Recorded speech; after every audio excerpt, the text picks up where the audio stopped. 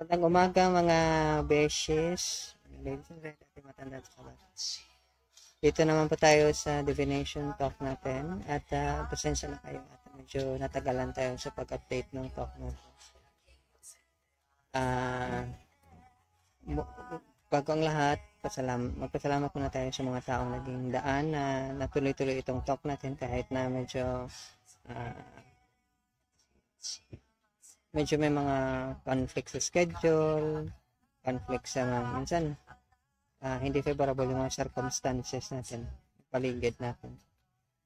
Pero pasalamat tayo dahil ginamit sila ng Diyos na maging daan na tuloy-tuloy itong talk natin. Last time, yung bago ko pa na makalimutan, yung talk natin, dati pang high school lang, ngayon subukan natin pang elementary yung ituturo natin.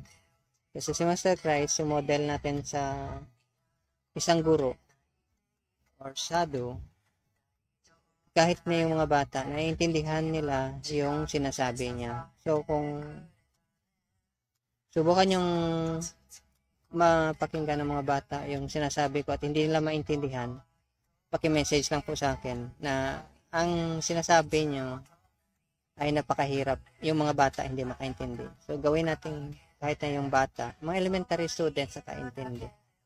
Hindi yung kasi minsan ang problema sa sobrang talino ng isang tao, katulad sa sinabi ni Master Christ, nagiging bobo yung mga talinong tao kapag kaalaman ng katuruan ng Holy Spirit yung pinag-uusapan.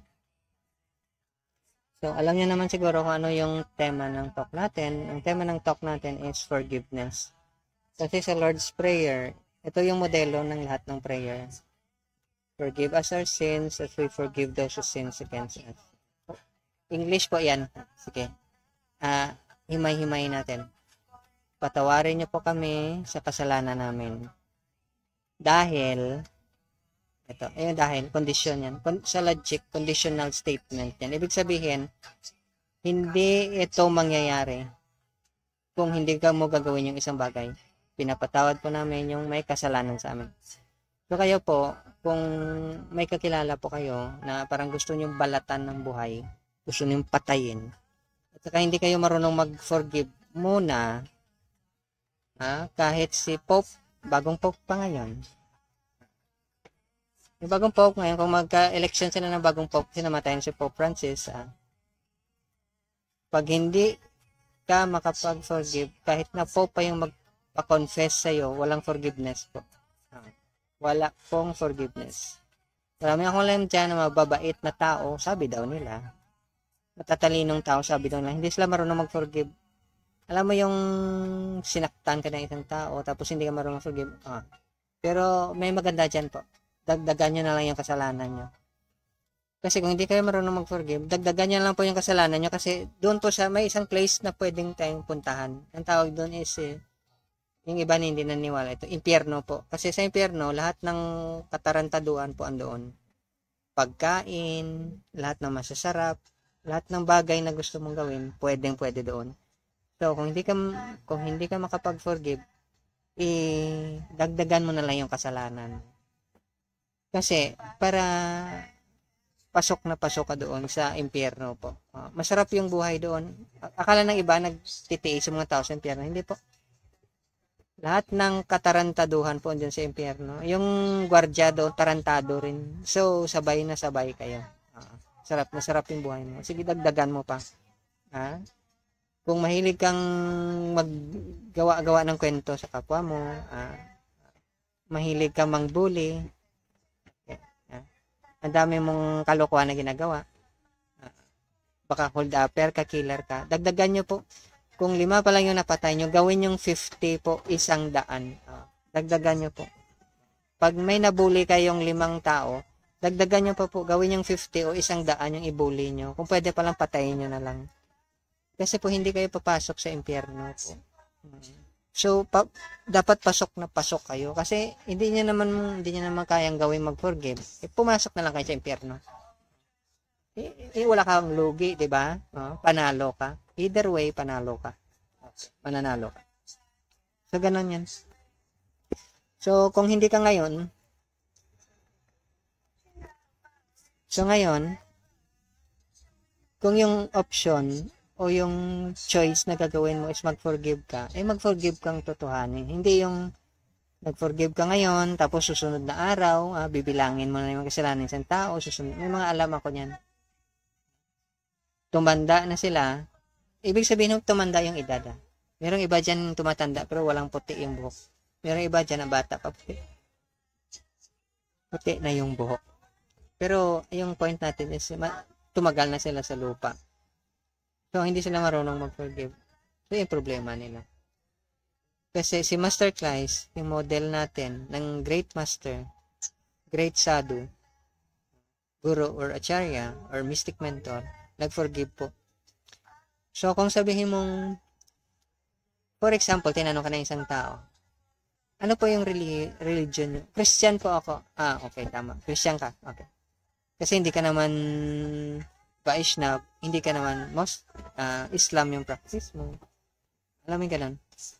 So, sabi mo Christian ka. Sabi ni Master Christ, yung una mong requirement na gagawin mo, forgive ka. Okay, Christian ka pala, hindi ka marunong mag-forgive. Matarian, magaling kang Christian ka. Okay, kayo number 1 na Christian siguro sa grupo nyo. Okay. Kasi hindi ka marunong bumaba. Pero huwag kang mag-alala, kaibigan. Pag hindi ka marunong bumaba, ibabagsak ka. Kasi sabi ng Diyos, pag umakyat ka ng sapilitan, ibabagsak ka niya. Mababa lang naman yung babagsakan mo. Pero hindi ko alam kung saan yung babagsakan mo. Kasi yung perno, hindi pa ako nakapunta doon. So, pag bumagsak ka doon, malamang, alam mo kung gaano kalalim binagsakan mo. Okay. So, pananakot yan. Huwag kang maniwala dyan. Sabi daw nila walang impyerno. So, huwag kang mag-isip. So, yung mali yung katarantaduhan na ginagawa mo. No, kasi walang impyerno. Okay, so pero ganito yung point, yung katotohanan po. Yung according sa Vedic culture, yung age natin ngayon, panahon ng quarrel, ibig sabihin, maliit na bagay lang, nung walangot ka lang, nabaril ka. Okay. Yun yung quarrel, nag-away kayo. Umutot ka lang, tinadyakan ka. Okay. So, ganun yung quarrel, Alam mo yung nakulang lang yung panokli mo. Sinuntok ka na ng tao. Naalala ko, bumili ako sa isang department store. Nakalimutan ng babae yung panokli. Parang nangyari, ako pa yung naging kasalanan. Pero okay lang. Sabi ko, okay lang. Bit na bagay. So, ganun yan. Ngayon, is matuto tayong mag-forgive. Kasi kung hindi natin sinusunod yung master natin. May mga taong ang galing-galing nila pag sa loob ng simbahan, temple, worship areas. Pero pag lumabas sila, ayun yung sabi ng iba, parang santong kabayo, banal na aso. Pero hindi yan yung focus natin. Kasi yung sinabi ko last time, yung tungkol sa Seal of Solomon at saka yung sa Brahmastra weapon. Gagamitin niya ng ang incarnation na babalik para itapusin yung mga kalokohan ng mga loko-loko. Pero iba po yung ibig sabihin yan. Hindi para pagpapatayin sila. Para ituwid yung landas nila. So ganito yan. Sabi ng iba, ang daling pag-aralan yung seal ni Solomon. Kasi may nababasa yan ng libro, sabi daw ng baka mga lihim na kaalaman, yung sabi nila. Ito po yung tandaan natin.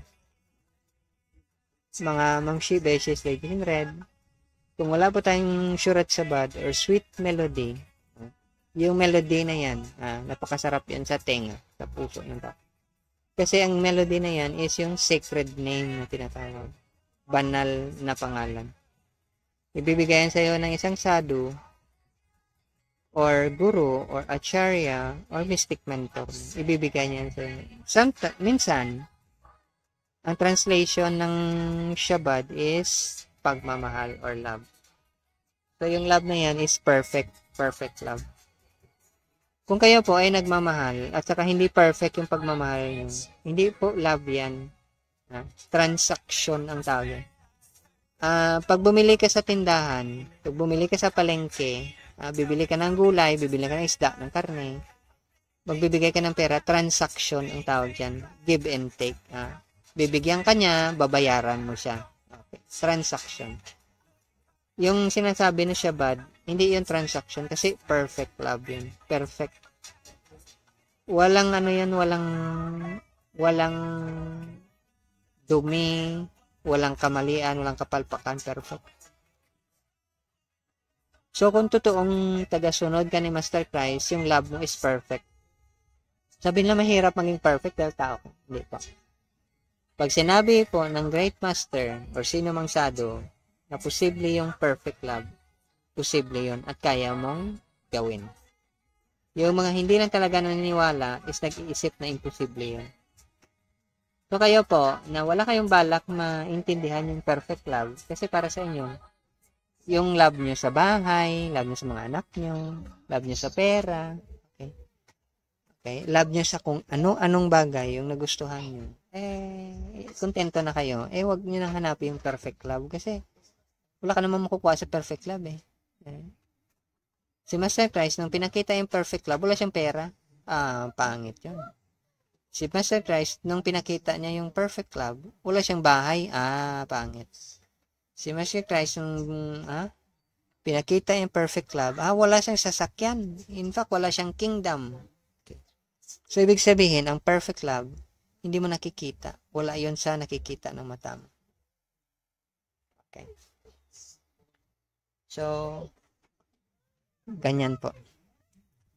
Now, ngayon, ang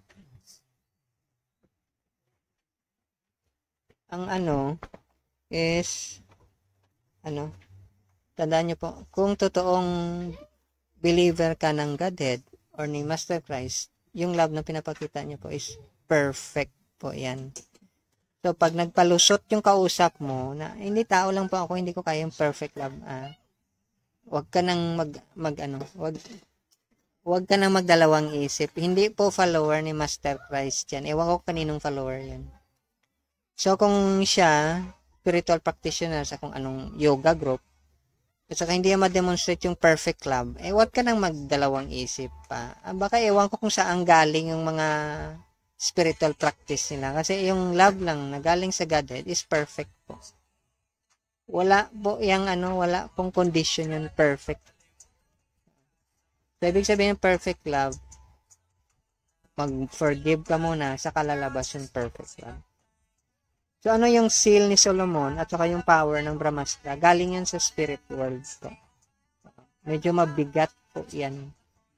Kasi yung purity, yung kalinisan ng puso na kailangan is hindi po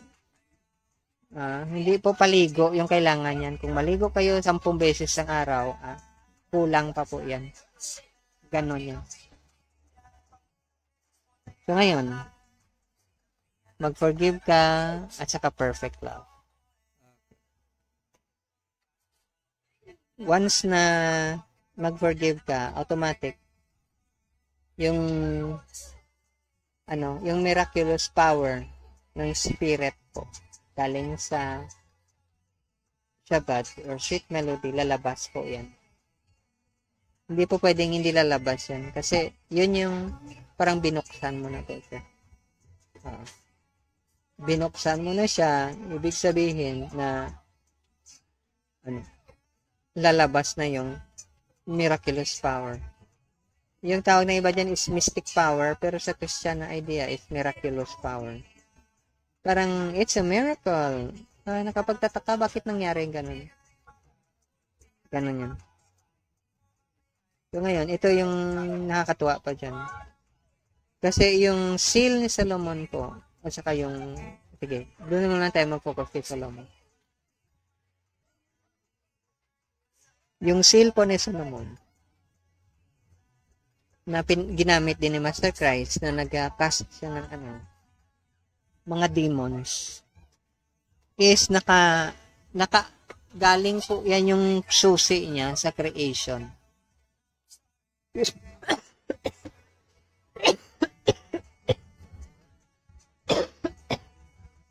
Excuse me, inubo po ka. Galing po sa creation yun. kung hindi po natin naintindihan yung tinatawag nating creation, hindi po natin maintindihan yung susi ni Solomon. Kasi yung mga seal po na yan, is galing yun sa spirit world pa. Wala pong galing sa spirit world na pwede mong isulat sa papel. Wala pong galing sa spirit world na makikita ng mata mo, na basta mo lang marinig. Marinig mo rin kung may shabad ka or sweet melody or sacred name. Pero hindi yan siya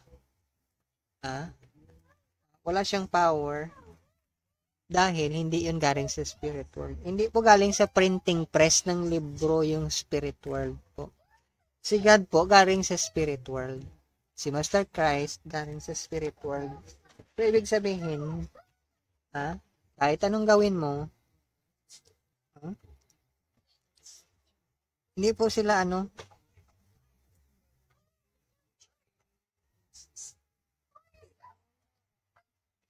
hindi po sila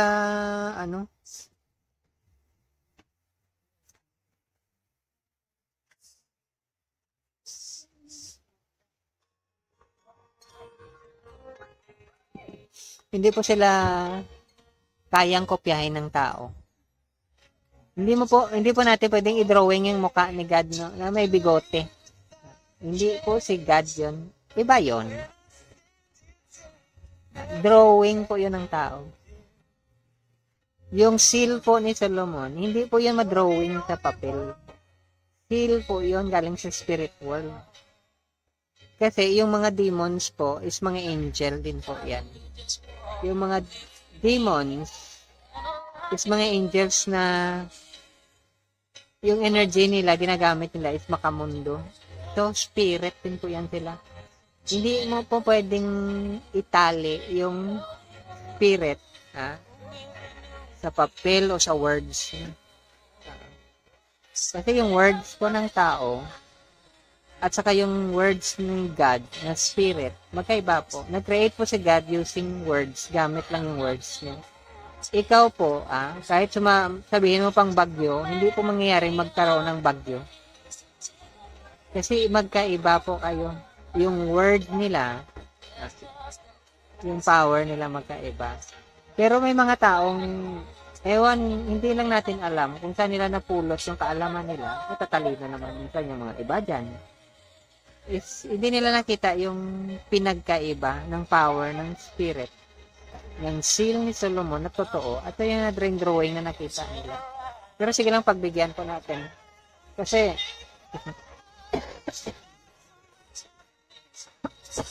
hindi po masaya yung mundo kung puro matalino yung tao.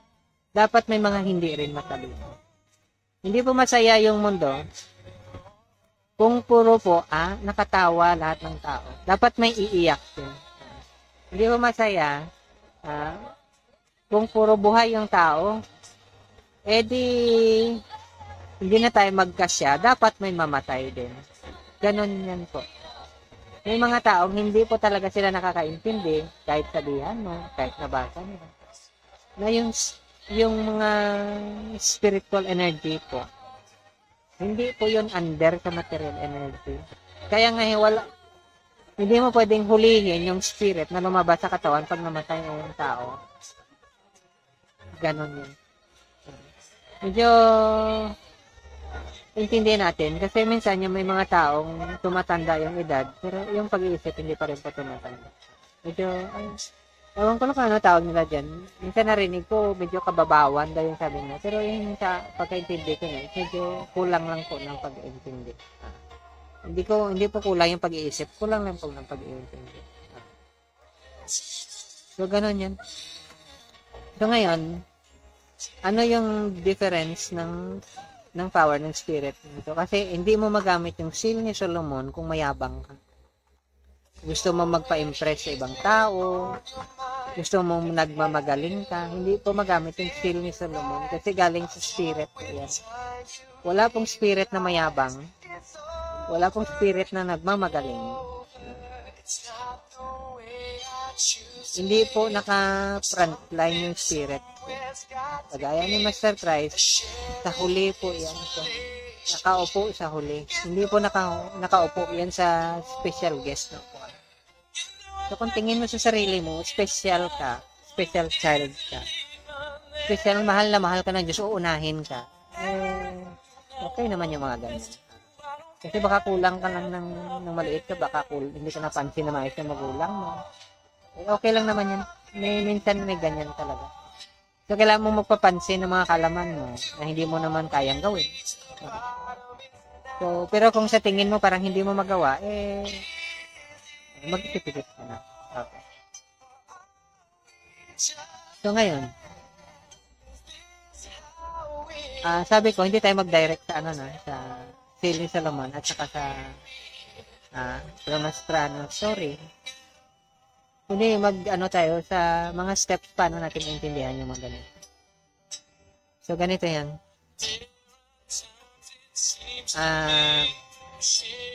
Dahil quarrel, at saka yung isa pa pala, sa age ngayon, is hypocrisy. Yung mga hypocrite, sakala nila, nakakabuti yung ginagawa nila. Hipokrito, ang sabi ng kay kilala. Kausap pa dati. Huwag kang mag-hipokrito. Kasi sa bandang huli, mahuhuli ka rin. Ganun sabi nila. Kasi, kung nung panahon mo, napakagaling mo, napakautak mo, may ipapanganak ng 10 beses yung galing na sa'yo. Mas mautak sa'yo at mas matalino sa'yo. So, huwag mong isipin na ikaw yung katapusan ng kaalaman, kagalingan. So, ngayon, yung mga hypocrites, ganun. Hindi ko naman sinasabi mga hypocrites. Sinasabi ko, may mga taong ganun yung ugali nila, hypocrisy. Akala nila, nakakabuti yung ginagawa nila. Pero yung tinuturo nila kamunduhan. Kasi ang opposite ng kabaliktaran po ng hypocrisy is truthfulness. Katotohanan. So, mag-isip po tayo. Ilang beses po sa buhay natin na naging totoo tayo. At pagtimbangin mo siya, ilang beses tayo gumawa ng katarantaduhan. Alin po yung mas mabigat? Yung sinungaling ka sa sarili mo. Kasi kung mas mabigat yung katotohanan sa'yo, hindi ka pwedeng magsinungaling. Hindi ka pwede sa courtroom kasi hindi ka magsisinungaling. Hindi ka pwede dyan. Sabi nila nagsasabi yung mga taong yung katulad sa courtroom. Hindi po. Lahat po tayo, tao po. Yung trabaho po ng mga lawyer, profession nila yan. Professional sila. Hindi sila servant ng God po. Hindi sila sumusunod sa yapak ni Kristo. Mga professional po yan sila. Mga judge natin, mga scientist. Hindi po sila sumusunod sa yapak ng mga sadhu, guru, acharya, or mystic mentor. Mga professional po yan. Ibig sabihin, may sweldo ka sa trabaho mo. Yung mga sumusunod po sa yapak ng mga sadhu, yung may mga shabad or sweet melody, wala pong sweldo yan, wala pong perang involved yan. Baka pwede mo silang bigyan as donation, contribution, pero wala pong merit yan, wala pong halaga sa kanila. Kahit 1 million tayong ibigay sa kanila, wala po. Kasi yung pinakamahalaga sa kanila po, hindi sila lalabas sa utos ng master nila. Sabihin natin kung Christian kasi master, kasi ka po lalabas yan. Kaya nga sabi may kasabihan, huwag kang sumunod sa pamaraan ng mundo. Ano yung pamaraan ng mundo? Alam mo naman siguro yun. Yung mga social, kahit na yung paaralan na pinag-aralan, yung kalaman na pinag-aralan mo sa school, pamaraan po ng kamunduhan. Hindi po yan katuruan. Yung mga nag-aaral ng mga theology, hindi pa po yan. Kasi yung iba dyan, matatalino lang po. Magaling po silang mag-memorize. Hindi po nila naisa sa buhay yan. Kaya nga, pag tinignan mo yung buhay ng mga saints, mga sadhu, yung may sweet melody or shabad, kung may mga kaibigan kayong si melody, isama nyo na rin. So, baka pwedeng isama sa bahay nyo. So ngayon, ano yung katotohanan po yan? Hindi po yan nagbabago. Hindi po totoo ngayon. Totoo bukas. Iba na naman yung totoo next year. Iba naman yung totoo after 10 years. Hindi po yan nagbabago. Kasi yung katotohanan po, doon po namamahay yung Holy Spirit. So kung pupunta ka sa church, pupunta ka sa mga religious center, temple, na wala yung Holy Spirit, wala pong katotohanan dyan. May misa siguro, may service, pero walang katotohanan dyan. Yun yung pinagkaiba nila. Kaya yung kasabihan, doon ka na lang sa bahay mo, kung ganun pa naman pala yung mangyayari. Doon ka nang worship, huwag ka nang magpakunwari, huwag ka nang mag-pretend, huwag kang hypocrite na kunwari, naalala mo yung Diyos, Pag uwi mo ng bahay mo, para kang aso. Ay nako, nakakalungkot yung ganun.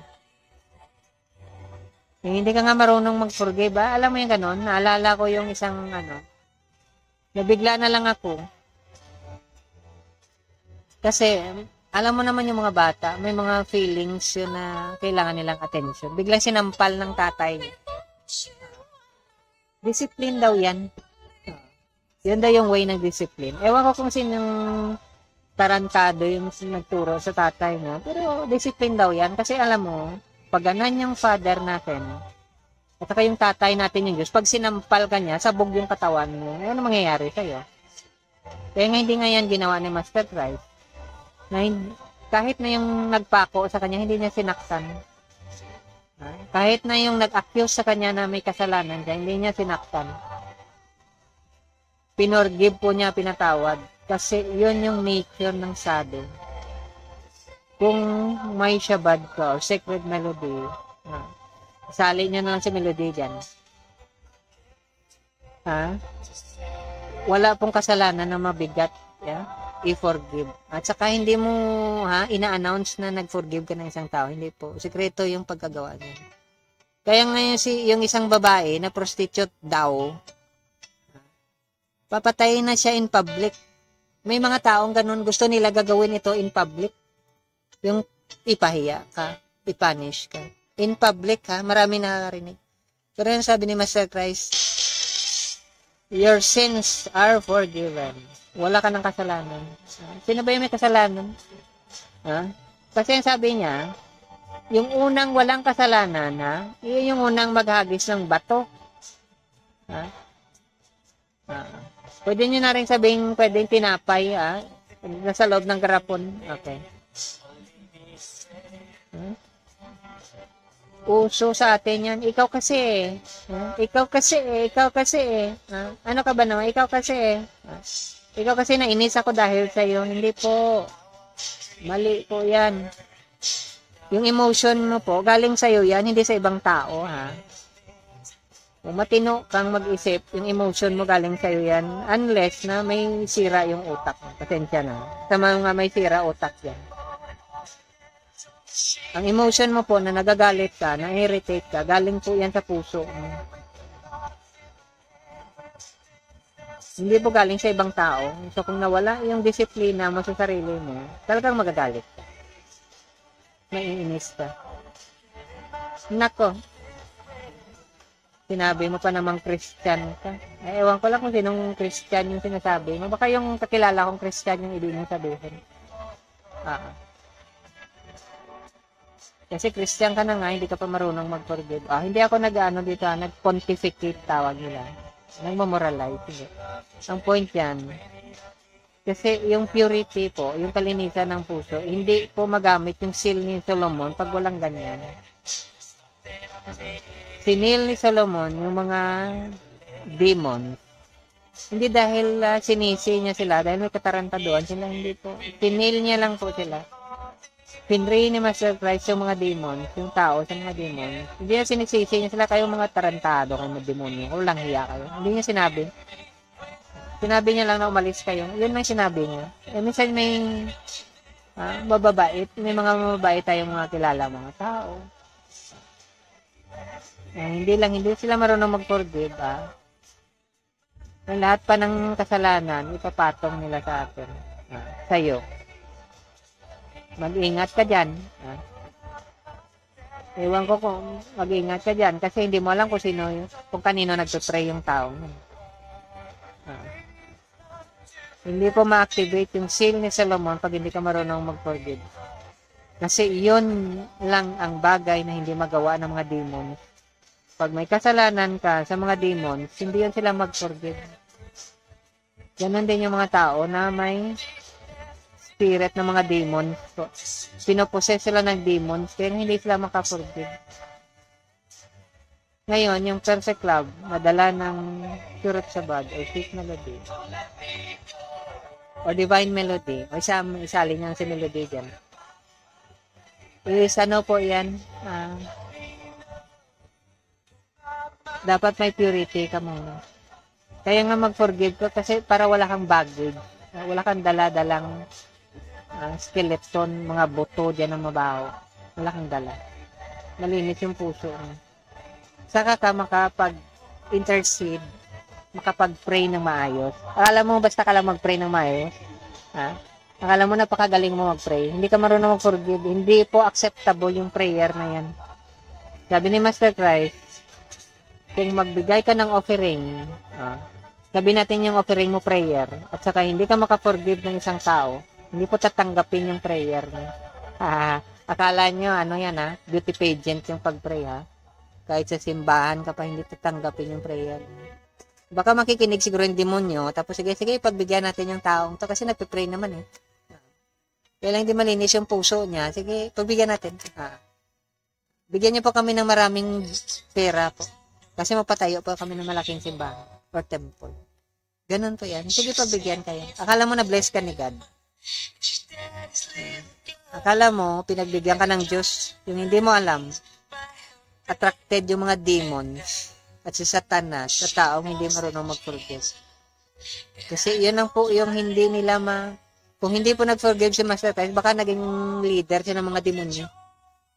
Baka siya yung number 1, mas matalino, mas magaling pa kay Satanas.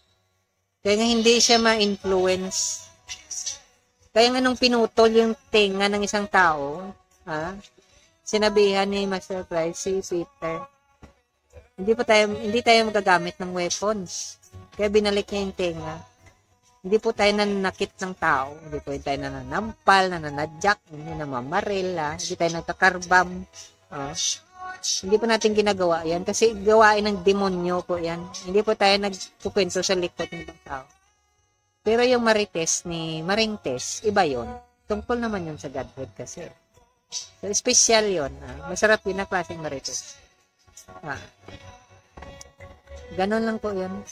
So, huwag niyong isipin na yung mga demonyo at saka Satanas may sungay. Wala po kasi yung mga taong masasama yung ugali nila, mga hypocrites. Wala pong sungay yan.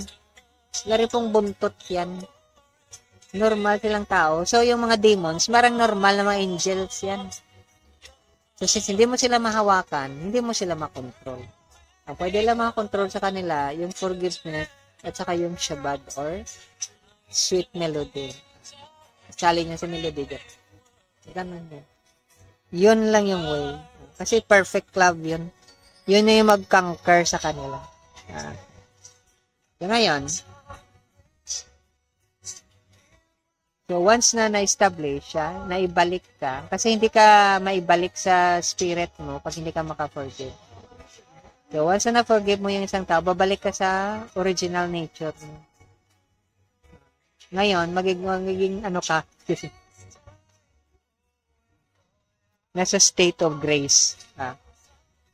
Hindi si Grace yung girlfriend mo, iba yun. Ibig ko sabihin na state of grace, nasa ano ka, yung parang grace ka ng God. Ano yung tawag niyo sa grace? Parang yung lahat ng blessing ni God andun sa'yo. State of grace. Walang kamunduhan yun, Hindi ibig sabihin pag binless ka ni God, marami kang pera. Hindi po. Pag binless ka ni God po, yung pagmamahal sa puso mo, lumalaki po yan, lumulobo. Pag hindi ka po na-bless ng Godhead, wala ka sa state of grace, nagagalit ka palagi. Magiging impatient ka. Ibig sabihin na wala yung perfect love sa puso. Kaya hindi ka nga makapag-forgive. kapagpatawad po sila. Tingnan mo, ito po kayo, yung mga matatanda, dyan na matatalino, tingnan nyo yung mga bata. Mag-aawa yan. Mamaya-maya mag-forgive sa bawat isa. Magtiwala. Kaya nga sabi ni Master Christ, huwag nyong ilayo sa akin yung mga bata. Huwag nyong harangan. Kasi yung mga bata, marunong mag-forgive at magmahal. After mag-away sila, ha? Yung mga matatanda, hindi po nila magawa yan. Mag-away yan sila habang buhay hanggang mamatayan. Matanda kasi, di ba, matalino. Pag matalino ka, di ba, magaling ka. Okay. Alam na alam mo yung ginagawa mo. Kaya nga kadalasan sa mga magagaling dyan, minsan, alam natin, yung simple na instruction ni Master Christ, na yung pinakamatalinong tao, sa time niya, at saka siya yung pinaniwala mga Christian, hindi na masunod-sunod yung simple principle na forgiveness. Our Father who art in heaven, holy be your name. Pag hindi mo napatawad yung kapwa mo, na blaspheme mo yung pangalan ng Diyos, pinalipusta mo yung pangalan niya. Ganon lang yan. Ay, uso naman yan eh. So, okay lang. Sige. Alipustahin mo, ipahiya mo, ibaliwalain mo yung pangalan ng Godhead. Kasi kailangan hindi ka magpautang. Alam mo, nasuntok ka, hindi ka magpautang, papatayin mo siya. Magaling ka kasi eh.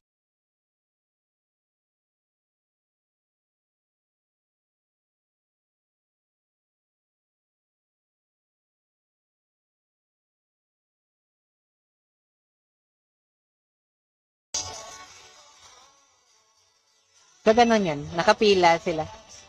Pero okay lang yan. Kasi magiging happy rin naman sila sa susunod na buhay nila. Okay. Pero sa mga taong na-receive nila yung Surat Shabbat or Sweet Melody, itali mo na lang si Melody dyan, ay para sa kanila, araw-araw is opportunity, magkaroon ka ng chance na i-forgive mo yung isang tao. Alam mo, kinuha ng isa yung laruan niya. Tapos nag-away sila. Tapos, nabawi niya yung laruan niya. Naglaro ulit sila. Wala na yung ninakaw na laruan. Ganun. So, anyway. Kung ano yung katotohanan para sa'yo, yun yung isa sa buhay mo. Kung yung katotohanan mo, is yung katuruan ni Master Christ, na mag-forgive ka, bigyan mo ng honor yung pangalan ng Godhead. Yun yung isa sa buhay mo. Susunod ka sa yapak niya. Pero kung iba yung katotohanan para sa'yo, taliwas, hindi ka makasunod sa instruction ni or way of life ni Master Christ. Ganon lang yan kasimple po. So ngayon, pag na-forgive mo yung kapwa mo, sa katarantaduhan niya, dahil tawag mo sa kanya tarantado rin, dahil inis na inis ka, doon papasok yung atonement. Atonement, ma-reconnect yung relationship mo sa Godhead. Kung may tao pa na hindi mo ma-forgive, i-try nyo na pong i-forgive. Kasi hindi ma-reconnect yung relationship mo sa Godhead. Yung atonement na sinasabi. Kasi yung sense of guilt dyan, na kasalanan, napakabigat. Kahit na lang, i-offer mo pa lahat ng baka, ng kanding, ng sheep sa buong mundo, dahil hindi ka nakapag-forgive, wala rin yung halaga. Imagine mo, ang daming offering mo. So ngayon, ano yung isang symptom pa ng taong nasusunod niya yung path ni Master Christ? Silence po. May silence. Yung isang meaning minsan ng silence is confidence. Hindi mo na kailangang i-justify yung sarili mo. Yung mga saints po, minsan napoprosecute yan sila. Hinahabol sila ng ibang tao, ginagawa ng kasalanan, papatayin. Hindi po sila na-justify. Yung ginagawa lang nila This is share yung surat sa bad or sweet melody. Isalin yun sa melody. Ganon yan. I-share nyo sa ibang tao. Yan lang yung ginagawa nila. Wala silang ginagawa. Minsan, pinagbibintangan sila ng mga bagay na hindi naman totoo. Pero okay lang. Kasi napo-forgive nila. So, hindi nila minamind yung mga ganon. Pero may mga tao na hindi talaga magpa-utang. Na yun yung pabayaan nyo sila. Maraming utang. Kaya nga may kasabihan tayo sa kalokohan, thinkers are doers. Kung yun yung pag-iisip mo, sa ibang tao, ganon ka rin. Okay. Okay.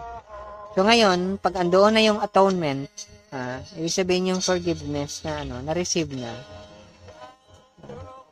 na-reinstate ka na, ibig sabihin burado na yun. Hindi na iniisip. Pero tayo, ibang klase tayo. Alam mo yung kasalanan ng classmate mo ng elementary, kapag naalala mo. Nakakatuwa yung ganon. Kasi kung ganon yung ugali ni Master Christ, kasi kung ganon yung ugali ng father niya, ay nako, walang matitirang tao sa mundo. Kasi pagpapatayin niya, ipadala niya sa kamatayan. O sige, kunin mo na lang yan, walang kwentang tao yan. Ay ganon, walang direksyon yung buhay. Pero yung mga sado, iba. Yung mga sado po napaka-merciful nila. Once na nakita nila yung isang tao na nangangailangan ng totoong solusyon, kasi yung solusyon natin sa mundong ito ay kaka-plastic ka na. Akala mo, natutulungan ka, in the end, walang nangyayari. Ganun. Pero yung Shabbat, or sweet melody, ang sado, pag tinulungan ka niya, ibibigay niya sa'yo yung katotohanan. Once naintindihan mo yung katotohanan, yung ibang bagay, walang kwenta na.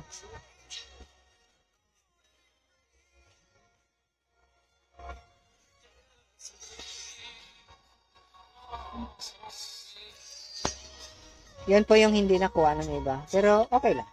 Yan naman talaga yung buhay. Minsan, medyo pinagbibigyan natin yung takbo ng utak natin. Alam mo naman, independent ako, marami akong pera, matalino ako, nakapagtapos ako ng mataas na profesyon. So, dapat lang magmayabang ka. Kasi sabi nila, kung meron ka, ipagyabang. Ganon yan. So, mag-umpisa na kayo magyabang yan.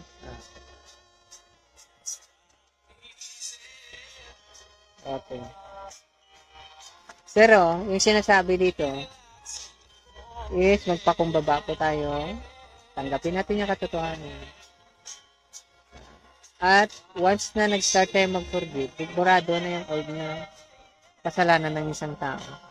Para mabura din yung kasalanan natin. Minsan kung sino pa, yung mga taong hindi marunong mag-forgive, sila pa yung may pinakapangit na ugali. Akala na ng iba, mabait sila, pero napakapangit ng ugali nila. Sa opinion ng tao, okay sila. Pero sa instruction, sa utos ng Diyos, napakababa nila. Kasi hindi nga nila magawa-gawa. Pero para sa kanila, magaling sila. Mabait. Kaya naman talaga, huwag mong i-boost mo yung sarili. Ipagyabang mo. Ganon yun. So, ganon sa material world, ibigyan ka ng carrot and stick. Alam mo, i-offeran ka. Ganito yan. Lahat ng bagay na makikita mo sa mundo, bibigyan ka ng offer. Ito yung offer ko sa iyo, Ano? Gusto mo? Okay. So, ngayon, katulad sa isang worker, sabihan sa'yo, sige, akong bahala sa'yo, magtrabaho ka lang. Nagtrabaho ka, sumakit yung likod mo, nabali yung likod mo, piso yung ibibigay niya sa'yo. Nagalit ka ngayon, nainis ka. Bakit piso? Di ba sabi ko sa'yo, akong bahala sa'yo, so bahala ka na sa buhay mo. Okay. Yun. Ngayon, kung may sweldo ka na naman, underrated niya, mas mababa yan sa regular. Di kaya, ang dami mong papel na pirmahan. So, kung kukunin mo yung sweldo mo, ang dami pang, usapan.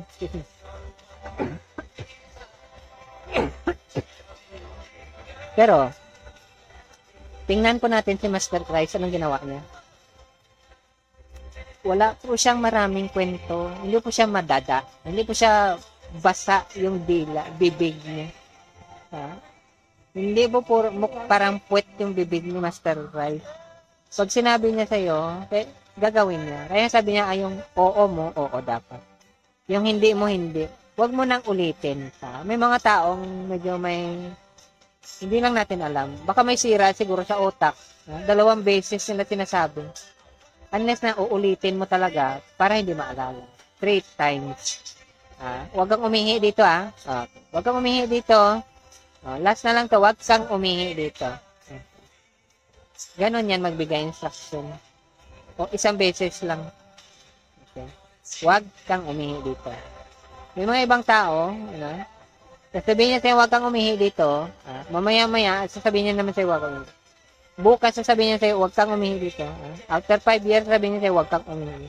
After 10 years, sasabihin niya sa'yo, hindi po matino yung utak ng mga tao.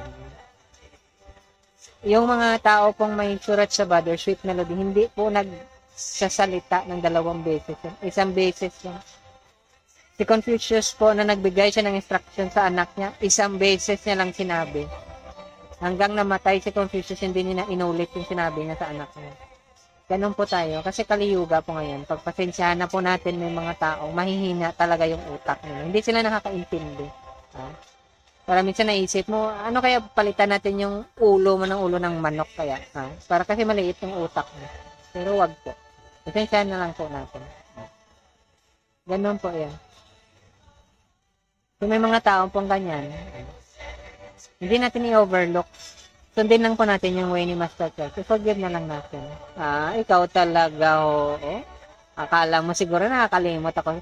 Naikuha ko yung sinabi mo. Huwag kang umihi dito. Naintindihan kita. Sige, nakuha mo na. Okay. Kasi na tayo. Maya-maya, sasabihin niya sa'yo, huwag kang umihi dito. Sinabi mo na yan kanina. So, ganun yan. Hindi po inuulit ng isang totoong follower ni Master Christ yung sinasabi niya. Sa mga spiritual practitioner po, hindi po sila umuulit ng sinasabi niya.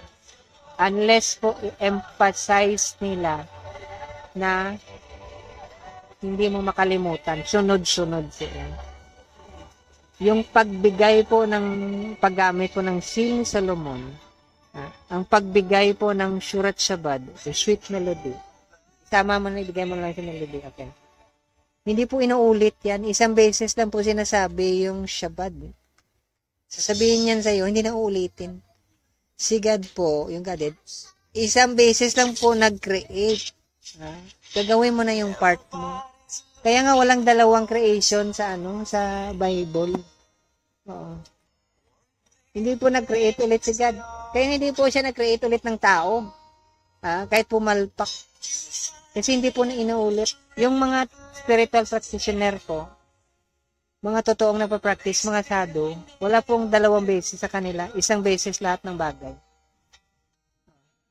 Ganun yun. So ngayon, kung ikaw, makamundo ka, yun yung pag-aralan mo. Dapat yung kausap mo 1 beses lang. Kaya nga minsan mag-transact ka sa mga Japanese, ang hirap magpa-oo sa kanila. Kasi pag nag-oo yan sa kanila, hanggang kamatayan po yan. Hindi na po ulitin yan. Alam mo yung sample dito? Yung Yakuza, delikado yan sa Japan. Pero pag nag-promise yung Yakuza na hindi kanya gagalawin, walang mangyayari sa'yo. Tayo po, yes po tayo. Tinitrick natin yung isang tao, inuuto po natin. Akala natin magaling yung ganong klaseng practice. Hindi po. Yung pang-uuto po, ibig sabihin, mababang uri na pag-isip yan. In quotation mark ka. Pang-squatter po na ugali yan, yung pang-uuto sa kapwa natin. Ibig sabihin, mas mababa ka pa sa hayop. Kasi tao ka na, naging hayop ka pa. 1 beses lang po, pag sinabi pong oo, gagawin po yan. Pag nag-promise po kayo sa isang tao, huwag nyo pong bawiin. Kahit mamatay pa. Yung lolo mo. Okay. Ganun po yan. Kaya nga, kaliyuga ngayon, quarrel and hypocrisy. Nag-aaway lagi yung mga tao. Tapos, hindi mo mapagkatiwalaan na kahit nagpirmahan na kayo sa papel, ganun pa rin nangyayari. Kasi hypocrite nga. So ngayon, kung interested kayo sa seal ni Solomon, yun yung muna yung tatanggalin nyo. Yung pagiging impure, no? Yung pagiging hypocrite. No? Kasi kung hypocrite ka, hindi nyo magagamit yung seal ni Solomon kasi purity yung ginagamit mo. No? Alam mo yung ititrick ka? Sige, uutuin ko muna to kasi pala walang utak. Kung hindi mo alam yung purity, no? Yung power ng soul mo nawawala. Ganon yun. So, pag-isipan nyo po, kasi yung susunod na mga kwento po natin, yun na yung mga steps talaga. Ito yung first step. Kaya nga yung, mula nang umpisa sinabi ko, natuto po tayo na mag-forgive. Kasi yung impurity po natin natatanggal. Yung papasok yung atonement. Babawi ka. Kaya nga, pag nag-promise ka sa isang tao, pag wala na pong bawian yan. Pag sinabi mong gagawin ko to, gagawin mo talaga.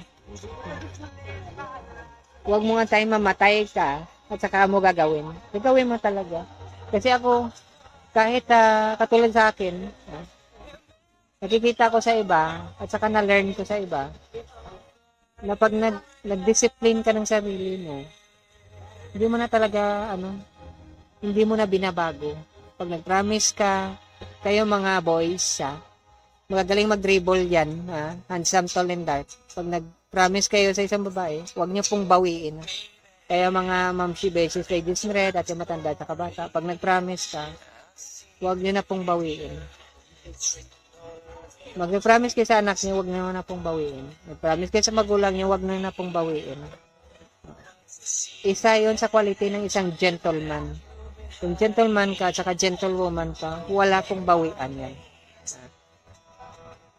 Ganon po yan. Ganon din sa mga spiritual practice sa Islam, sa Vedic culture, at saka sa Christian practice. Kaya nga napakahirap nila mag-promise. Kasi pag nag-promise sila,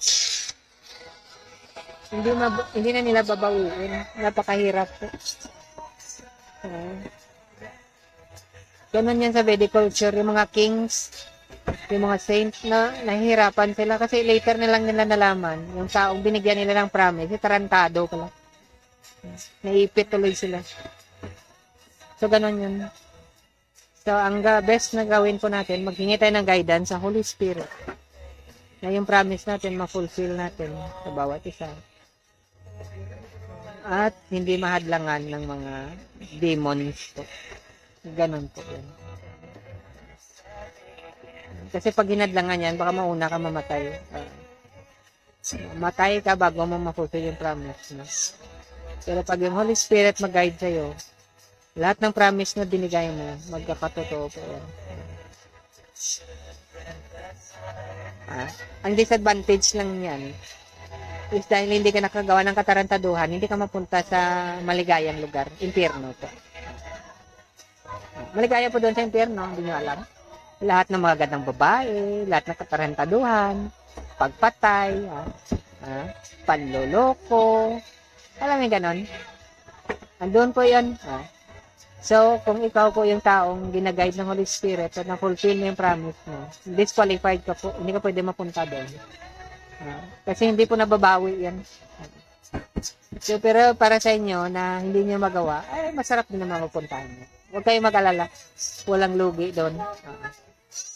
Lahat ng inumin, lahat na hindi mo pa ma-imagine nandoon. Masaya doon. Okay. So anyway, dito na muna tayo. Dagdagan natin sa mga susunod na mga araw kasi babawi tayo sa mga kulang.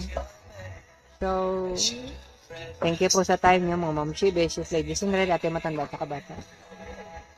Guidance po ng Holy Spirit para hindi po masira yung salita natin. Kaya sabi ni Master Christ, ang oo mo, ang hindi mo, hindi. Kasi yung Godhead, nagbigay siya ng example. Ganon din si Master Christ. Pag nagbitaw sila ng salita, wala nang bawian. Mamatay man yung lolo mo, yung salita mo, hindi yung mababawi. Ganon. So, thank you mga handsome, tall, and dark yan, mga guys. Although applicable sa babae din ito. Mga ma'am si Beshi, sa Diyos, ready at matanda at kabata. Mag-isip-isip lang po ng maayos. Kung nagdududa po, hingi lang po ng guidance sa Holy Spirit. Ganun lang, wala na ibang way. Thank you, at sa susunod na ulit. Bye-bye.